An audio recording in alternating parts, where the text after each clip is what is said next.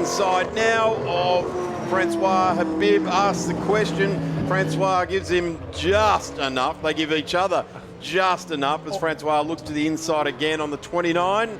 Ground there. Here we go. There's Dean McLeod, sorry. Ben McLeod. Boy, that was a big off there. Just missed Graham Gilliland on the way off and gathered it all back up.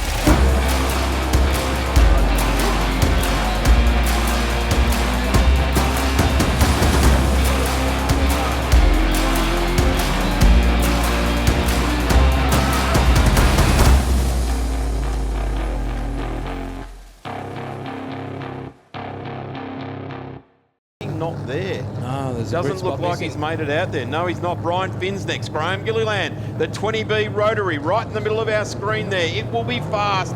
Back to Michael Love. Scott Stevenson, Adrian Brown in the mini turbocharge. Rand McGlurkin and Darden Brown. Revs rise at the front. Will it be the supercar or will it be the superest of cars? The 66, Dean Cam proves it.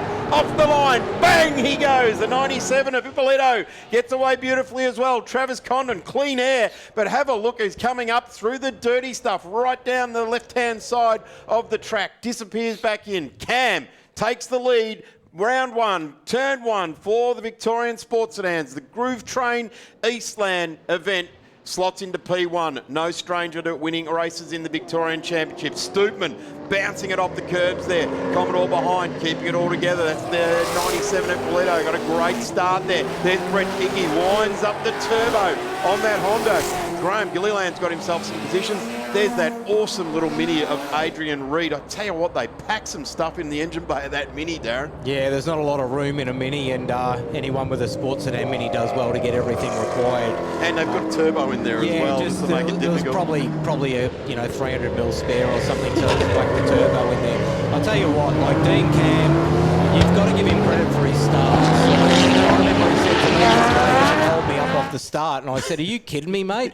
And he's just made one of his typical Dean Cam starts, and he snuck away, got the lead, and he's looking quite comfortable out there. I tell you what, it is interesting because Jim Policina did a 1:12.8, and that was 0.8 of a second faster than Dean. So that McDonald's clad front end of that Commodore there is going to come at him pretty hard.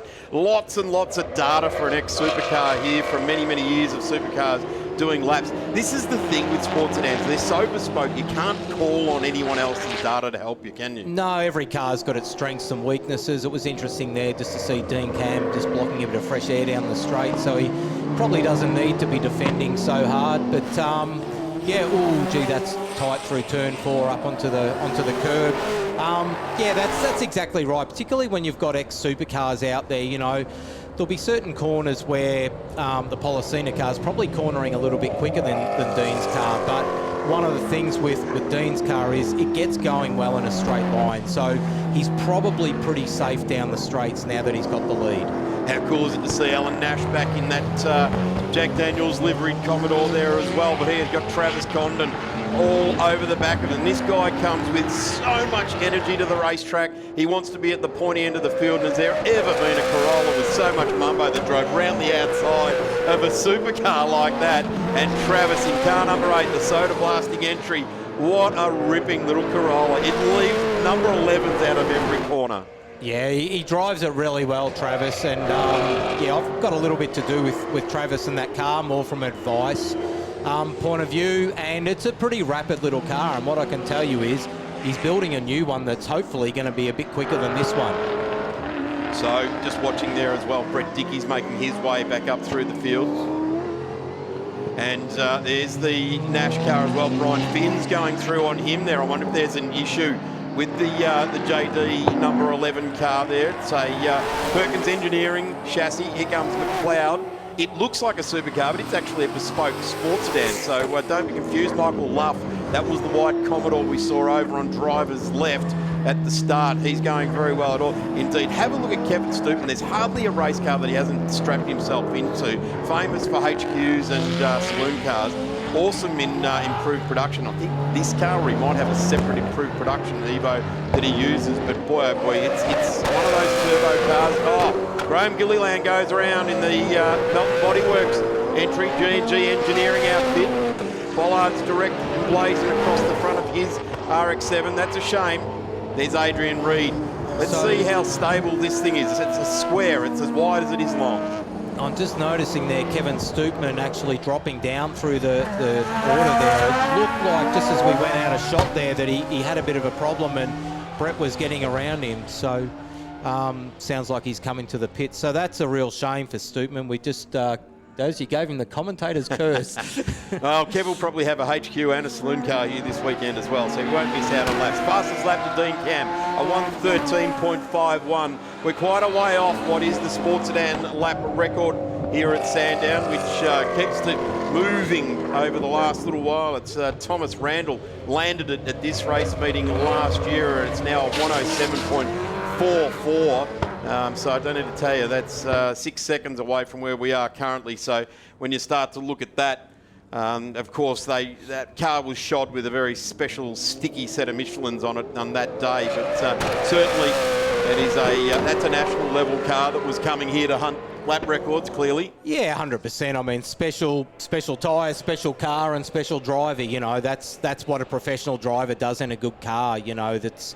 7's pretty rapid round here. I've never done it myself, but I've done an 8.1 and they're well past that now. But make no mistake, you know, the track's probably not in the greatest of shape today. So to be fair to these guys, to be punching around in 13s, you know, that's fast for Sandown. And just having a look here, I mean, the race is on at the front, isn't it? You know, like there's not much in it, half a second in it.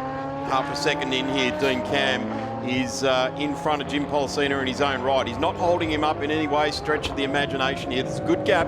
It's not like he's on the back bumper trying to get through here. The 66, as always, being driven very, very well. Dean, of course, as always, training for the next triathlon in the series to get out there and compete in that as well. Loves his racing.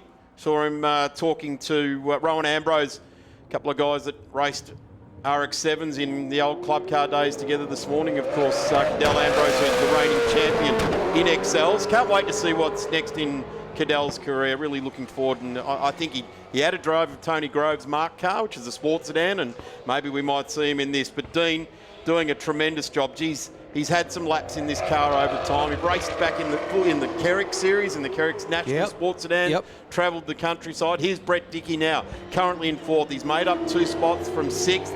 And that car, that Bollard's direct livery, just absolutely pops out of the side of the car. When I saw it earlier on in the week, I went, that's going to look fantastic on screen. Boy, doesn't it ever. Yeah, Brett's car's a great car, and it's obviously a true sports sedan, being a space frame style car. It's unfortunate with Brett's other commitments these days that they don't get the car out as often as they'd like and we'd like, but we're fortunate enough this weekend that they've dragged it out. And Brett's running around quite well. There's no doubt it'll be a while since they've run the car here at Sandown in a competitive form. So, to be running around P4, fastest lap of a 13.9. They're 4/10 off the quickest lap of the race. So that's a good start for them. It is a good start. And of course, if you want to hear the Brett Dickey story and the Darren Hossack story, check out Grassroots Racing podcast on Speed Cafe. You can catch up with all of their elongated stories, and his story, like yours, Daz, I guess, is still being written. He's off to the US, to the Circuit of Americas in 2 weeks' time, and then again his assault on Pikes Peak. So international man of mystery is Brett Dickey these days, and we'll all be cheering him on at Pikes Peak. A pass there, Condon goes through again on the Black Commodore. He is finding some pace late in the running here. 1 minute and 20 seconds left in this race for these guys, but have a look at that Corolla. These guys are having a good race, actually, because we didn't see it, but obviously there's been a few passes made backwards and forwards, and Travis, he's just outbraked himself down at turn 1, gets the car back on and manages to maintain position there. But Yeah, they've had a ripper race so far because Travis is obviously very strong in that part of the circuit leading up towards the end of the lap, and he's been able to get past Nash there both times, but obviously the Commodore's got strengths in other areas, which maybe we're about to see here at the end of the straight. It'll be interesting to see how the straight line handling goes in both cars. Darren, you did this for years and you're still involved in your RX2 in historic touring cars as well. What are the drivers feeling now after 7 laps around Sandown? Well, probably if you Dean Cam out in front, you know, the noises and vibrations that start going on, that you start imagining, you know, they'll be there. The tyres will be, you know, probably pretty squirmy by now. It doesn't take too long in a sports sedan to make the tyres feel pretty average. But with 2 laps to go, you know, Dean looks like he's just managing this. He's done enough laps now and seen where Jim's strengths and weaknesses are. So Dean looks like he's just driving as fast as he needs to win this race. But I think Jim's probably got some other ideas. I think it's still, you know, it's still anyone's game. I mean, once again, we can see there the strength of the Corvette is the straight line speed. And when you've got straight line speed at Sandown, it's very, very hard for a car that doesn't have that to be competitive. Darren, as a driver and as a race engineer, you don't spend all that much time on your straight line speed, do you? You spend most of your time trying to tune the car to get around the corners, don't you? That's exactly right, but Sandown's a little bit unique in that it's largely 2 drag strips. So for me, if I'm helping someone with a car here, we're looking at good drive traction. Braking is very, very important. I mean, braking here is important as what, you know, getting the power down to the ground is. And as we all know with Sandown, there's a lot of bumps. So you need the car to be able to ride the bumps, and that goes hand in hand with actually having good traction and also good braking capabilities. Policina now on the attack. He's seen the last lap board. Oh, he's going to show the nose. This guy's done a lot of TCM racing. He's done a lot of Super 2 and Super 3. He knows he won't mind a little bit of a bump and a tag with only a couple of corners to go. You're not going to get a penalty because the next flag they see will be the checkered flag. The McGlurk and Nissan got some smoke coming out of the back there, but it's not short of speed. Cam looks to get through on the inside here. No, just a little bit far off. Let's hope that Brown has seen it. This is it for Policina. Does he get to look down the inside, or is Cam there? Cam's in. That blocks off that passing manoeuvre for the red Commodore. Coming through the Mocom entry. Cam now gets the power down. He's going to be trying to hold the middle of the road here, just so that Jim can't get the nose in and try and run at the race. The drag will be to the flag, and I reckon the Corvette has got the money as they point out of the final corner, and the checkered flag is out to complete race number 1 of the Groove Train Eastland. Racing for the sports sedans in Victoria for round 1, and Dean Cam takes the chocolates at the moment, but I'm going to suggest, and I'll put this to you, Darren Hossack, Jim Policina was watching how to behave around Dean Cam, and I don't reckon those guys have raced each other before, so Jim's probably just feeling it out. Yeah, that's right. It was actually interesting there coming through turn 4 onto the back straight. Jim showed the nose, and Dean actually drove the car in a little bit hard and missed the apex and got up on the curb.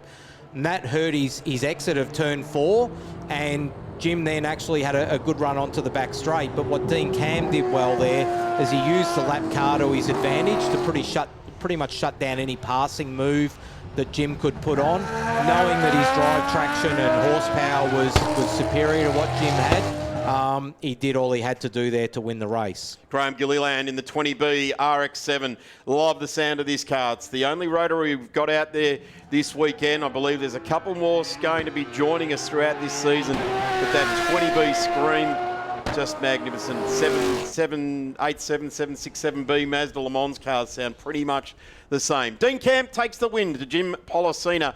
Francois Habib in the 23, the defending champion, home in P3. Results on the screen now for you. Dean Cam the win, and congratulations to the driver of 66 there. Well done, Dean. Jim Policina home in P2, and for me, I think he's just feeling out his way in the Victorian Sports Sedans Series. Francois Habib, Brett Dickey home nicely out of 6th, into 4th in car number 29, the Honda. Ippolito in the 97, back to Brian Finn in the 88. Ben McLeod took a lot of trophies last year in the number 72, up into 7th place there. So that's a good finish for Ben. A good bloke and a strong racer there as well. Travis Condon then back to Alan Nash. Graham Gilliland in there as well. Michael Luff in the white Commodore. Ram McGlurkin Senior, we just saw on screen towards the end of that race. Bruce Henley. And I'm not sure that Darton Brown has joined us. We're not too far away from a race start, as you can hear them banging those V8s on the first 2 rows of the grid. And we got the Bollards Direct car number 29 there of Brett Dickey as well, and away we go. Everyone just sort of bobbles their way off the line there, walks it off, and away we go down into turn 1. Talking about bobbling and walking off, not a problem there.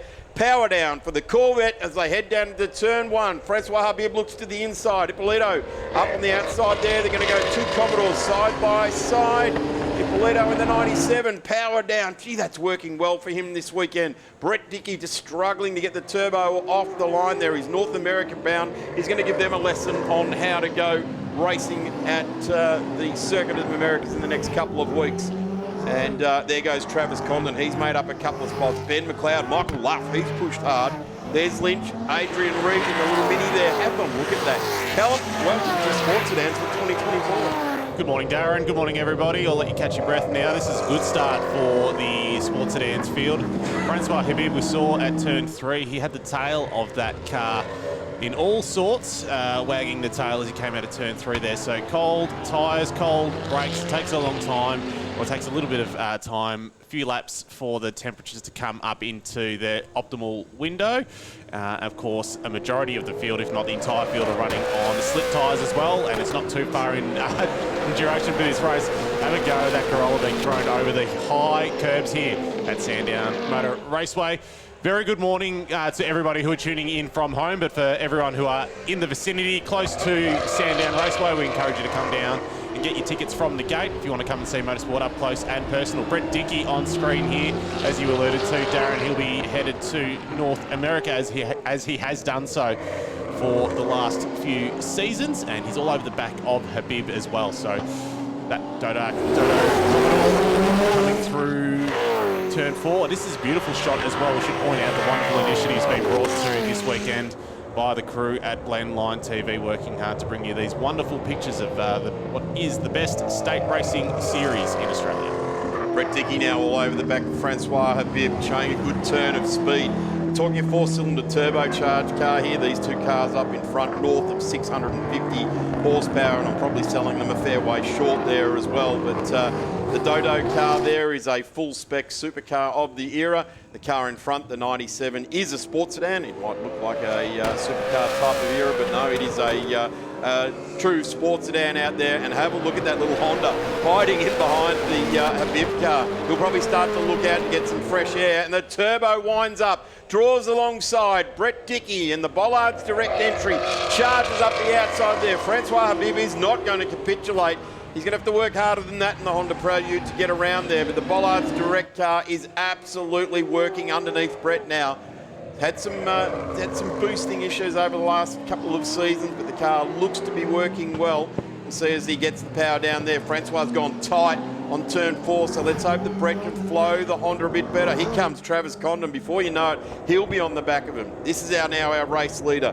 Dean Cam, Jim Policina, both exceptionally experienced race drivers across many, many years. In fact, Dean Cam now 3 decades at the wheel of a race car. Went to America last year with his Formula 5000 Chevron, represented Australia very, very well, and now he's back on home territory with the Corvette, synonymous with podiums and, well, more synonymous with its amazing starts that it makes. Across the bumps underneath the bridge there at Dandenong Road go the 2 Commodores and the Honda. But the 97 being driven very, very well indeed here. John has come into this season very, very high expectations. Now, Brett turns the wick up again on the turbo car, looks to the inside, goes over to driver's left, tries to draw alongside. He'll put himself in the position under brakes, but no. Callum, have a look at the green car starting to rage up on this battle as these 3 rage on with it. Condon is looming. Ippolito there, dropping behind Francois Habib. Oh, and that's Luff on screen there. Smoke coming out the front of his VE Commodore now. That's down at turn 12 on the right-hand side, or the driver's right-hand side there, and the car is smoking and it is stranded. So, hazard a guess, he probably won't be taking further part in this race. Race control doing a fantastic job this weekend. All the officials here this weekend ensuring this race meeting goes and runs as safely as it does up the inside there as Brett Dickey, though. So he takes that position away from Ippolito. So Dickey's lost touch ever so slightly from Habib, who completely locks up the front left-hand side there coming into turn 9. Keeps it together. He doesn't make it to an off-track that time around there, but that was a massive block break there. And that tyre will be resembling a 50-cent piece after that one. So now we're hearing there's oil on the track there. So there it is, and they've all found it as they come through. You can see how slick it is. So they're all able to make it through there safely, but the Luff VE Commodore there has dispatched a lot of oil on the circuit, and we are hearing that the safety car has been called by race control. So Ippolito there with a bit of a run on the back of Dickey up the main straight there, but he wasn't able to do anything with it. So we see a safety car for the first time today, Darren. Now that is unfortunate. We love seeing sports sedans run in entirely green conditions. But the Racer Industries VF Commodore there, the safety car coming onto track right now.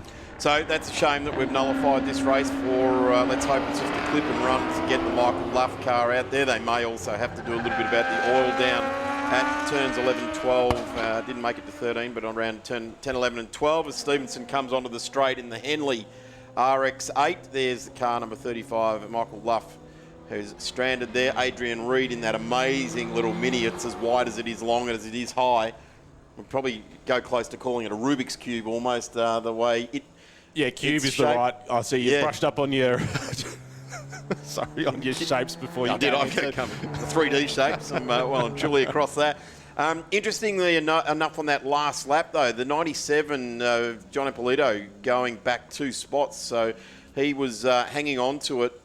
And I dare say there's something wrong there because the car was motoring along beautifully for the first 3 laps, and that last lap around lost that spot. Pretty sure. So coming out of turn 1 a couple of laps ago, it looked like it had a little murmur in terms of like his Commodore just having a bit of a mechanical glitch, which allowed Habib past very easily, and then Brett Dickey just a few moments later after that as well. So you can see just how ginger they are taking it through that part of the circuit, Darren, where the oil is down. Now, keeping an eye out as well of Greg Lynch as well. So he's charged up to position 9 after starting rear of grid. And Graham Gilliland circulating out there in position 10 in that beautiful sounding triple rotor 20B Mazda RX-7. That's the orange car you can see right in the background there. There was an upgrade from the Gilliland crew last year where they went from a twin rotor to a triple rotor. And obviously the sound difference with this car alone, apart from the horsepower improvement, has been very much appreciated by Graham, who's working tirelessly behind the scenes as well to ensure that sports sedans nationally continues, because it is an enduring category, Darren. It's got a huge long legacy in Australia. And Graham's one of those guys that if I ever go to the racetrack, even when Graham's had a bad day, blown an engine, whatever it might be, he's still happy to be at the racetrack. So if you ever go to the racetrack, he's a ray of sunshine. And as his wife, Anne, who we love to pieces, but certainly the whole crew down there with the Bollards Direct, Melton Bodyworks RX-7 are some of the happiest people you'll ever find, let alone at a racetrack in life, and they embrace the whole scene. So they do tremendous. Just watching now the cars go through what seems to be the race driver's brain is to, once the safety car comes out, go from yellow line to yellow line, weaving your way along, just to keep, I think really scientifically, it's more about keeping the brain awake than keeping tyre temperature in. And it's just one of those habits that race drivers have. There's Travis Condon, not at speed, an amazing little Corolla. Brian Finn, there's Greg Lynch, who's charged from the rear of the field. Now this is not good. Ben McLeod looks to have gone backwards there. The 29, the Bollards Direct entry of Brett Dickey. And here we go. There's oil dust gone down there as well from the recovery crews. So they're just waving the field to go a bit slower. Looks like the industrial laser ram coming around there to fix it up as well, and the bonnet is up. Fire is attending to that there, so the safety car just going through. The guys will try and be out of that oil down as much as possible. You don't want to get that on your tyres. And we are going to a checkered flag as that is it. That will be race number 2 for the weekend for the sports sedans. Checkered flag under safety car conditions, and Dean Cam just giving it a bit of a tyre clean-up, bit of wheel spin heading towards the line there as we draw a close to race 2 for the Groove Train Eastland here at the 888 Home Loans Victorian State Circuit Racing Championships. Let's just interrogate the timesheets there a little bit. Dean Cam, fastest lap on lap number 2, 6 laps completed, so we'll be able to grab points from that.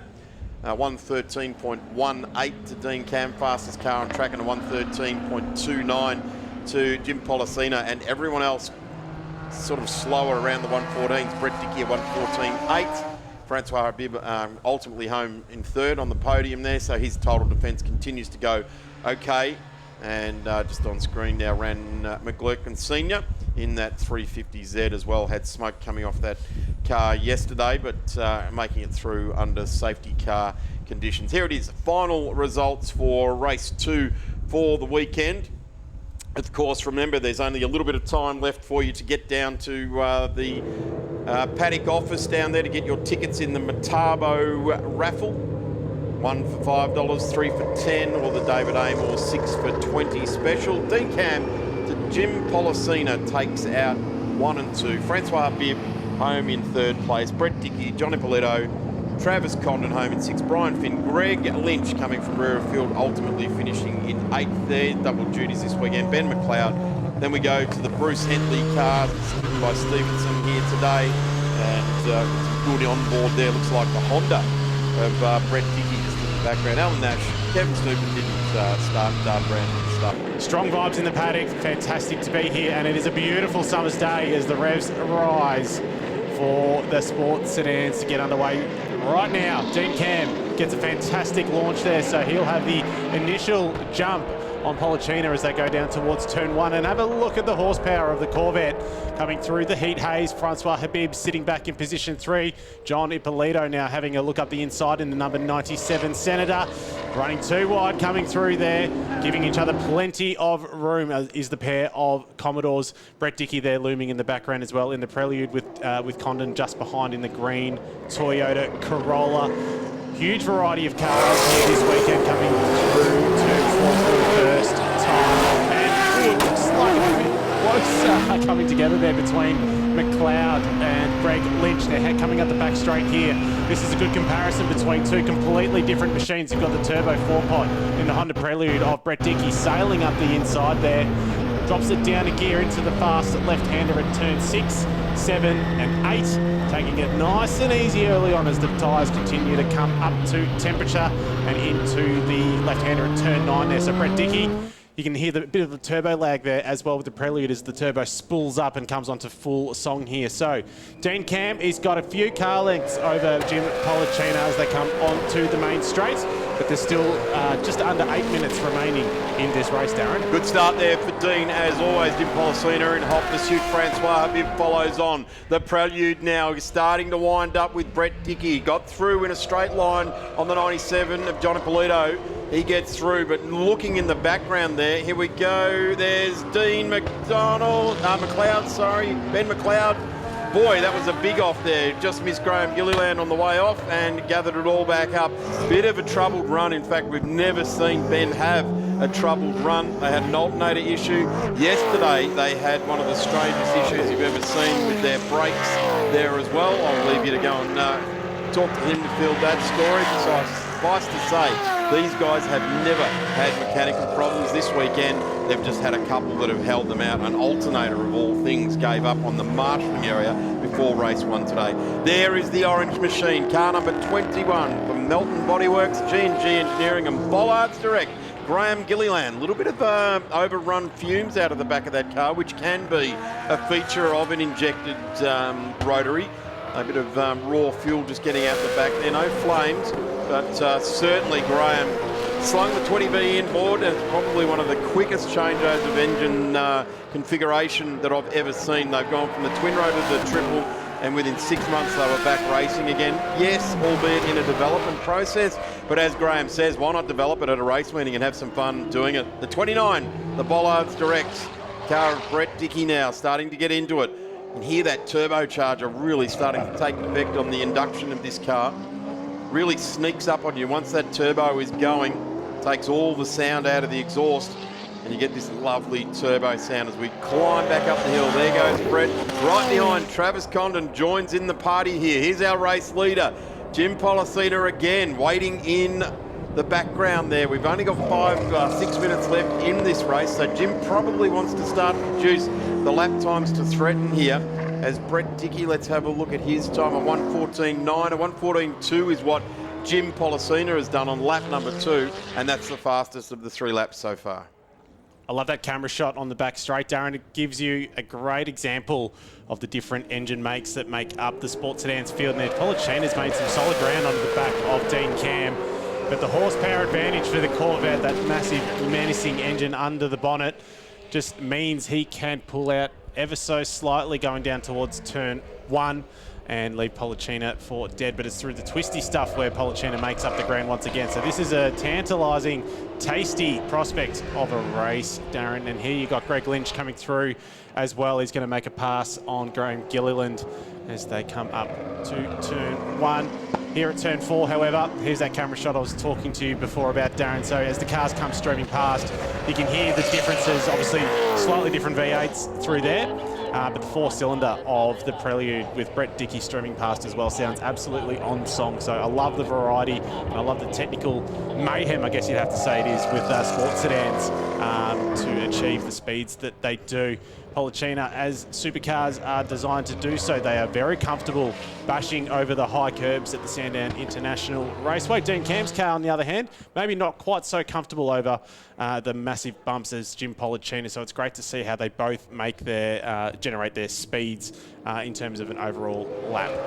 Jim Policina, a very, very experienced racer, raced in Super 2, Super 3, Touring Car Masters, production cars, raced a Lotus with Ryan Simpson to second in the championship behind Tony D'Alberto and Grant Denyer a number of seasons ago, but has always had a V8 in the shed that he takes out in one of those formats of racing. A New South Wales racer, normally. This is the first time we've seen him here down here in the State Series, but when you put the Ravage Raceworks sticker on the side of your car, you're joining up with Dean Lilly out of his workshops in Lilydale, and a great way to go as we're seeing Greg Lynch, who also comes out of the Ravage Raceworks stable there as well, fighting back again. A troublesome weekend with the power steering pump and a steering rack changed over in that car, and Brett Dickey just on camera now in the Bollards direct car number 29. We wave goodbye to Brett for round number 2. He's over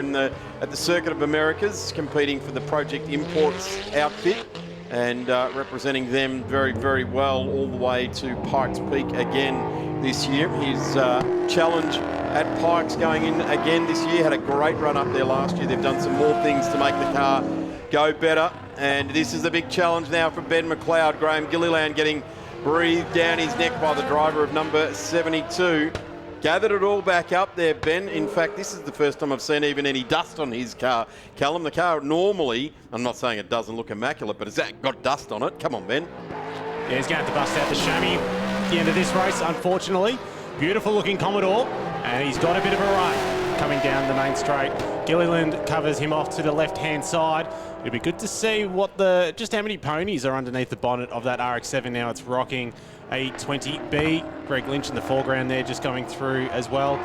Now Dean Cam is the fastest man on track as they go too wide into turn 1. Ben McLeod around the outside, and he takes that position away from Graham Gilliland. But you can see that RX-7 is still looming large in his mirrors, and this race will be far from over between these two. So the number 72 machine, as Darren alluded to, is going to need a little bit of love just to brush up or just make it as clean as it was at the start of this race. But that is a relatively low maintenance approach in terms of the grand scheme of things.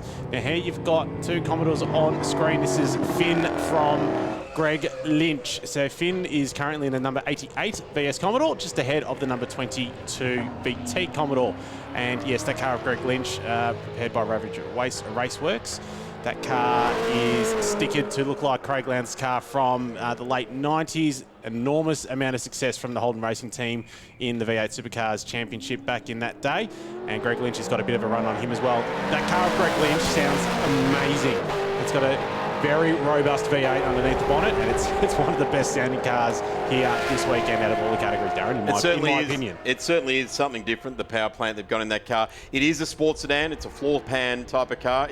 As Callum said, it's a tribute livery. Greg likes the way that car looks. It's not an ex-supercar. It's a ground-up build, and just happens to put the stickers on it that represent a car that he really liked in his lifetime. Stevenson in the Henley RX-8, sadly, after only 2 laps, as we get a good look at the Bollards Direct car number 29. There is Adrian Reed in that little turbocharged Mini. So a couple of turbocharged cars lighting fires beside each other there on the overrun into the S's.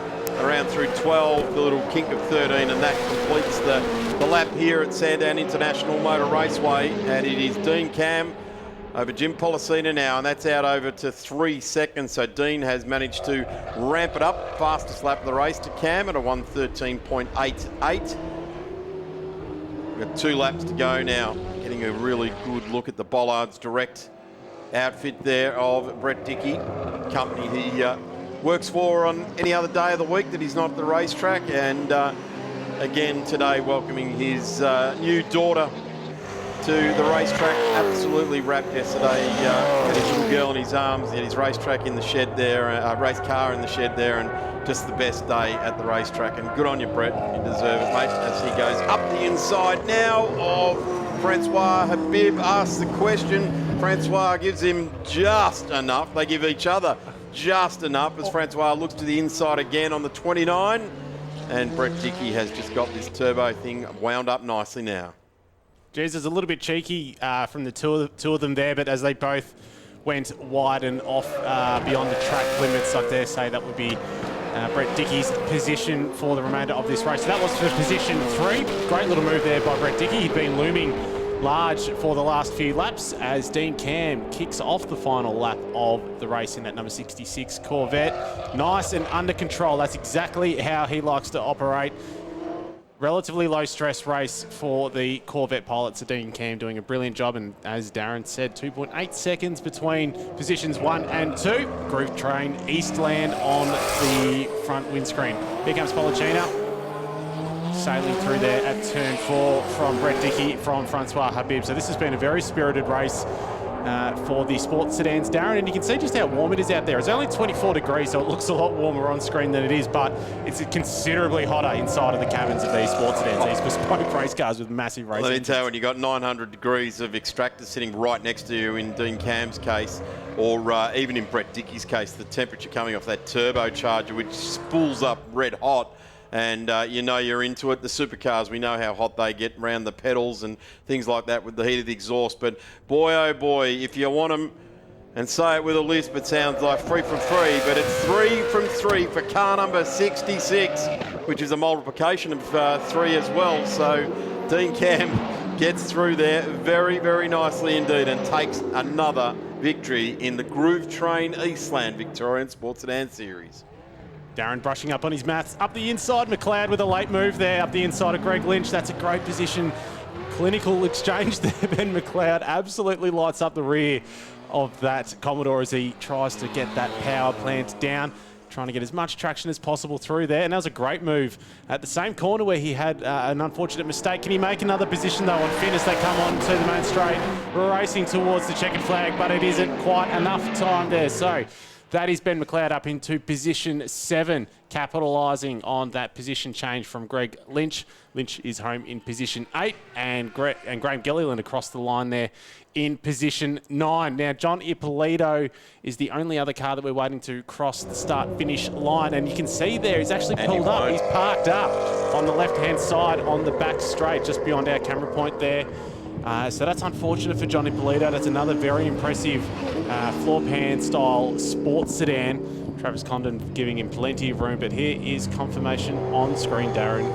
The final results for race 3 of the sports sedans here at Sandown. Dean Cam, Jim Policina into P2. Great to have Jim travel down from Sydney and join us with the sports sedans. We hope car number 7 stays in Victoria, and I'm hoping the fact that it's got Ravage Raceworks stickers on the front guards means that it's staying at Dean Lillies, and we get to see more of Jim this season. Brett Dickey We congratulate him on a P3 in that race and bid him adieu with lots of love and care and forceful driving into the North America for Project Imports, and we can't wait to hear the results back out of North America for Brett over the next few months as his assault at Pikes Peak takes form. Francois Habib home in 4th place, defending his championship. Travis Condon out of the National Series here into the Victorian State Series, doing a terrific job home in 5th. Brian Finn to Ben McLeod. Now Ben has to get the hose out and give that car a good wash. I don't want to see any more dirt on that car